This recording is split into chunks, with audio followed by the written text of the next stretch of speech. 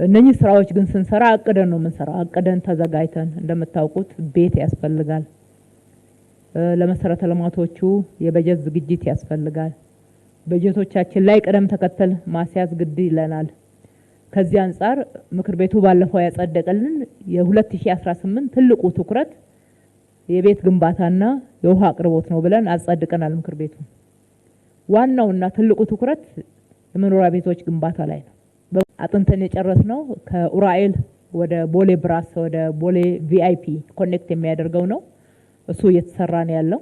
በፍጥነት ካልሰራን ደግሞ እንደምታውቁት ቢዝነስ ላይ ተጽዕኖ ያሳድራል። በአካባቢው ላይ የተወሰነ የትራፊክ ፍሰቱን ጫና እንዲፈጥር ያደርገዋልና በጣም በፍጥነት የጀመርነውን እየጨረስን ነው። አዳዲስ የምንጀምረው በዚህ አመት ኮሪደር ብለን እንደ ኮሪደር እንደ አዲስ የምንጀምረው አይኖረንም።